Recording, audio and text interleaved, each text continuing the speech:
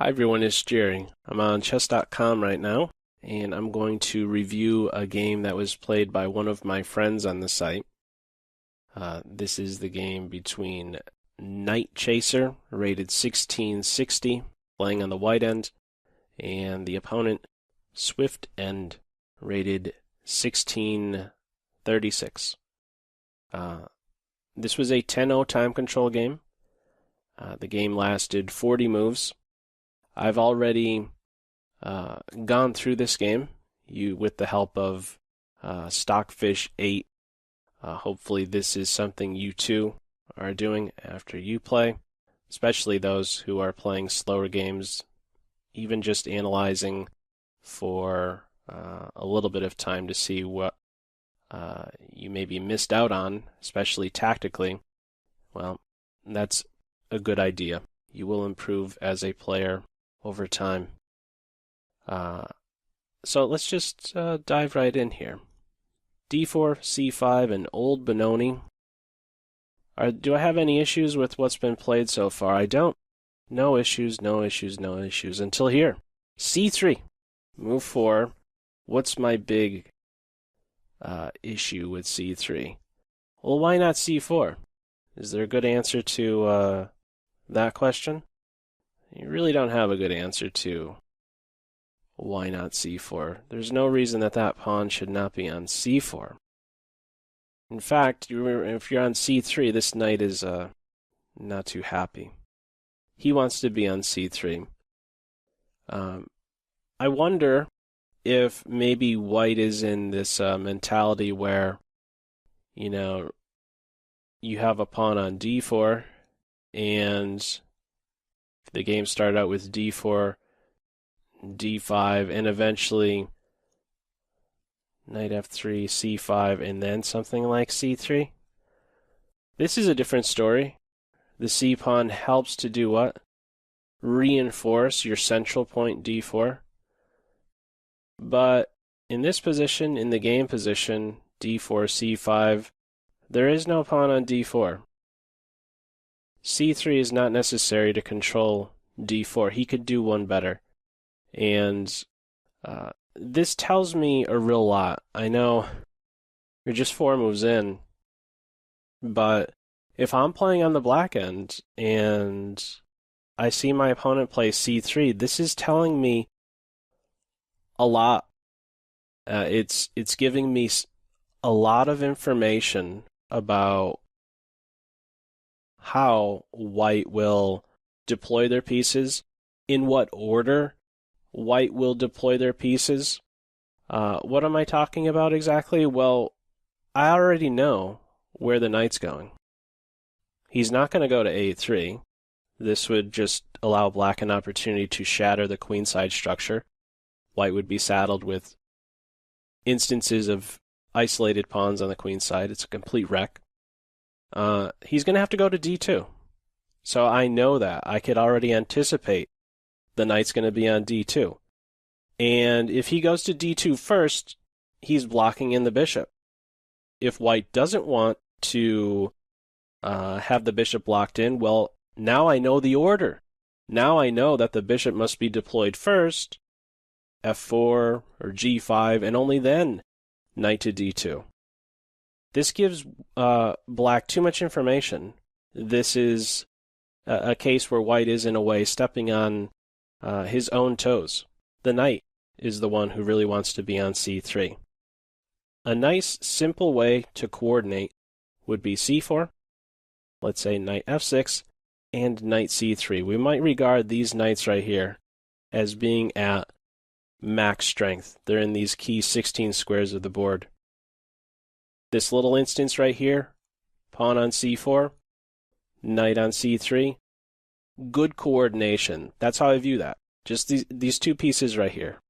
Pawn on C4, knight on C3, good coordination.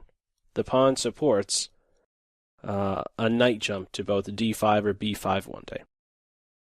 Okay, we didn't have that. C3, knight F6, no issues. Bishop G5, natural enough. Pinning the knight to the queen.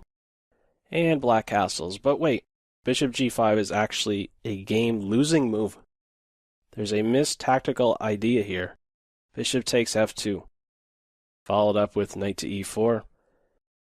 And that's pretty much the ball game. Black's up a pawn. White is uncastled. Missed tactical shot on f2. We have one attacker and one defender, so Black's eyes should be on the lookout for these little tricks on f2. In fact, Black could get fancy if he really wanted. Playing first knight to e4, saying, you take my queen, I'll take your king. Anyhow, this was something both players missed. Castles. Knight to d2. Bishop e7, okay, just breaking the pin on the knight on f6. It's not necessary right now to do that. For the next handful of moves, neither player felt it necessary or gave enough value, it seemed, to establishing a pawn in the center. Placing a pawn on one of the on the fourth rank, on their own fourth rank. Why not e4 for white? Why not d5 for black? This would be a little bit better, but okay. It's an okay move, bishop to e7, breaking the pin. You could also ask him a question first. Maybe white will just take the knight. If he backs up, I wouldn't recommend playing something like this. That would be really weakening, but at least you could maybe reason, well, I have more long-term a flight square on h7. I still think it's maybe a little bit too early to do a move like h6, but bishop to e7, okay, we'll go with that. Queen to c2, I have an issue with because it's so early, and I really don't know that we can say with confidence that the queen will be safe on c2. For example, there's already present in this position half-open files. Half-open file for white, half-open file for black. We can expect a black rook to one day be on c8, and how does this pawn feel? I'm really picking on this c-pawn a lot, I realize. One day he's going to be pinned. That is going to be a pinned pawn. He's going to be powerless. And there, you could foresee a knight maybe jumping into b4 one day, striking at the queen. It's too early to deploy the queen on c2, but white has something in mind with this. We're going to see that. First b6, okay. Queenside castle, so this is the idea. And this is a big move. What do I mean by big move? I don't mean this is a good move when I say that. I mean, this is a big decision. I mean, we have the queen, the king on the queen side for white. Opposite sides castling position.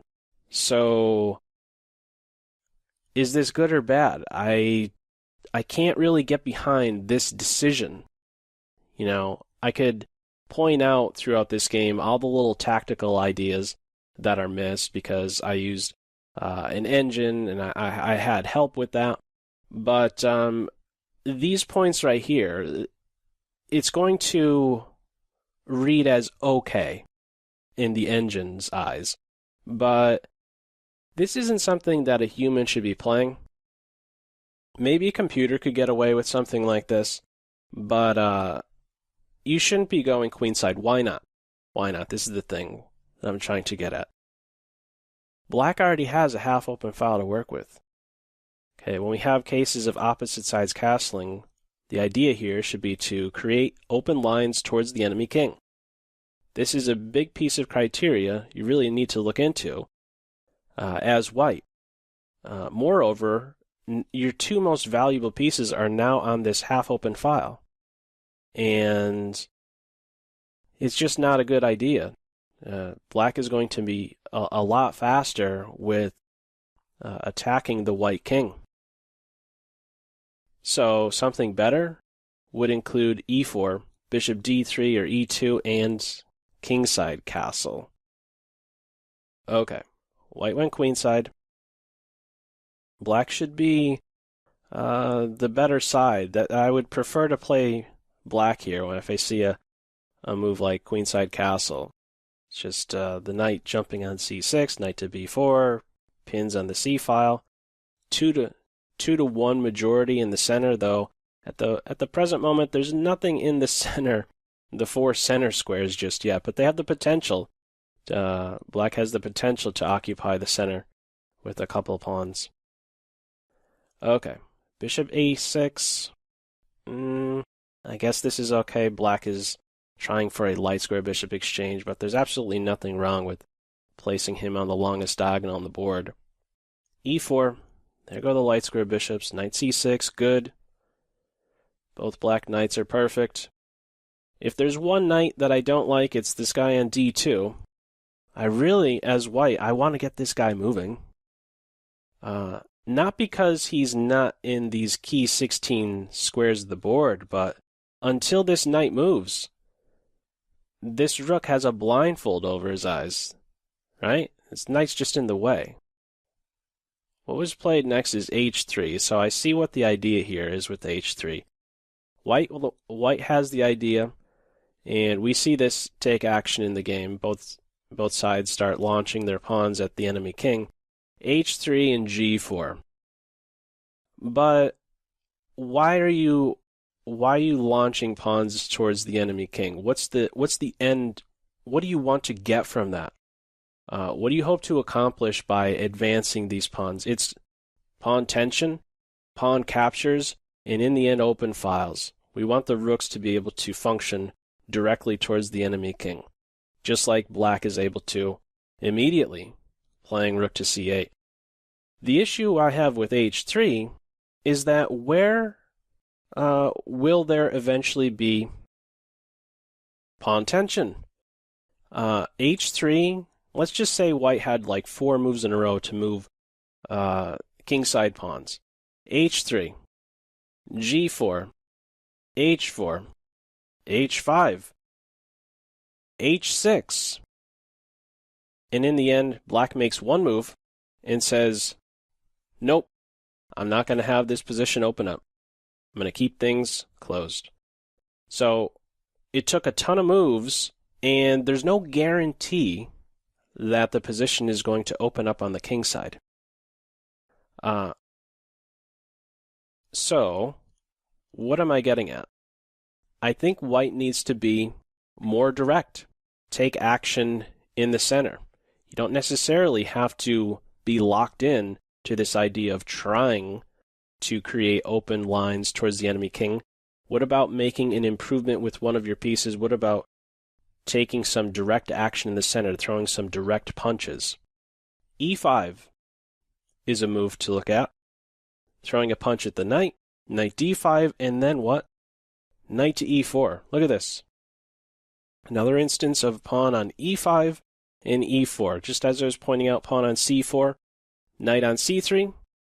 Now we have a case of a pawn on e5 and a knight on e4. So these guys are coordinated well. And look at that d6 square.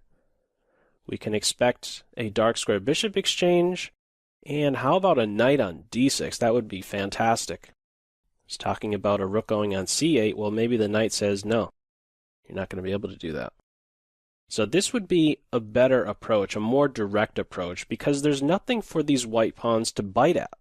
It would be a different story if black had a pawn on h6, right? Because then we put a pawn on g5, and what do we have? Immediate pawn tension and a great likelihood that the king side is cracked open. Not the case here. Not the case just yet. h3 in the game. Rook to c8. Good. King b1. Good. Going to have to get the king off of that half-open file. You're probably going to have to get the queen off of that file as well. h6. I have an issue with that. This is allowing white to create this pawn tension. Now's not the time to play a pawn up next to your king, because this will allow a g4, g5 idea. What's better? d5. d5 black did play, but only after weakening their king position with h6. Only after making life a little bit easier for white to create a pawn break on the king side did black now play d5. So black should do without h6, d5 straight away. Far better. This is providing white now a hook, a way to crack open the king side. d5 on board, chop, chop, chop, chop. Queen to e4. Not really a fan of queen to e4. Well, it is getting off of this file, but what's maybe something better? I kind of like moving the knight out of the way of the rook so he can see, or maybe even trying for g4, g5 right now. But okay, I could see why you would maybe want to make a move like queen to e4, but I would really like to keep that square open for the knight. Okay, queen e4 it is. b5, that's a good move. Looking for a pawn break, maybe not only the c files opened up, but if the b pawns are exchanged, well, then black has two really nice files to work with. g4, now this will be hitting, and pretty fast. b4 is met with now c4, looking to keep things closed. That's a nice reaction. What does black do? Backs up, knight b6. This is a pretty deep tactic, but black can actually jump into c3 here. I'll just show you quickly. Knight b3. Queen a3 is threatening mate, and it's... wow, there's not a lot of different ways you could be defending against queen to b2. You have to drop your queen back to one of these two. Going to c2 allows knight to b4, and if you're going to e2, he can still jump in, and now we just have these pieces inching closer to the king. This is one of the things that, well, when we have a case of opposite sides castling, don't feel like you need to hang on to all of your material. Black had an opportunity to invest some material, and what did black get in return? Open files. There's a completely open b file, and some pieces are now clearly swarming next to the white king here. Coordinated very well. All of these squares are being observed. The threat here is c2, the fork. Rook c1, rook takes c4, take the rook, we got mate. Black is renewing this threat of c2, so this would be this would have been a winning shot for black, but it's a bit involved. This knight c3 move. Knight b6 in the game. h4, a5. This is really not necessary. Well, it feels like it's a little bit too slow. White is clearly hitting much faster here. Maybe a better idea is to occupy this open file, or you have to be pretty delicate here. Now this is an interesting moment. G6 is maybe something you could get away with. The idea being you could now meet G5 with H5, and you can meet H5 with G6. You have to be really delicate. You have to weigh an idea like this in the game. But I'm not sure what the computer is saying with that. I didn't look at this line with the engine, but this is sometimes an idea. Having two pawns on the same rank for each side like this, you could kind of keep things closed. G5, H5, H5, G5, keeping things closed. This seems a bit too slow, A5. G5 is hitting fast, and now H5 is met with G6. So this pawn has come quite a ways and is now a tremendous thorn in black's side. If you take, well, there's now G5, E5 jumping points, an open file to work with, and it seems like black is close to get mated. Queen takes G6, knight G5, queen H7. Black doesn't capture the pawn, instead plays F5. I think that's a good reaction. Queen to e2, I think that's a good reaction as well. White has their sights on the h5 pawn. Move the knight, sweep the queen into h5, and then mate on h7. a4, this is a little bit too slow. Black has to be very timely here and address this thorn. This is something Black didn't appreciate at this point. Trying to take out that pawn. Playing a4 is once more a bit too slow here. White's attack is now coming very fast with knight to g5 and queen to h5. What would be better than a4 is to move the rook. Suggests rook to f6, attacking the pawn, but not only that. This is kind of tricky to see, but the knight is actually the one who will one day control h7. He's looking to sweep over to f8. It's often said, what's that line? I think Mikhail Tal said, a knight on f8, no mate. He's a good defender on that f8 square, controlling h7. So this would be a nice defensive resource for Black. We didn't have that. Instead, something more natural-ish with a4, just launching pawns, continuing to launch the pawns towards the white king. Knight g5, this is now winning for white. How does play follow? We have queen to h7. This is something white should not do, as tempting as that is. I can recall being in a similar position and the temptation to, it's really close to mate, right? If this move right now, okay, that's checkmate, so what is Black's last move doing? Opening up a square for the king. It's really close to mate, but it's not quite working. In fact, at this moment here, Black would already be winning. You know, this ensuing check, well, your queen just has to, like, run away.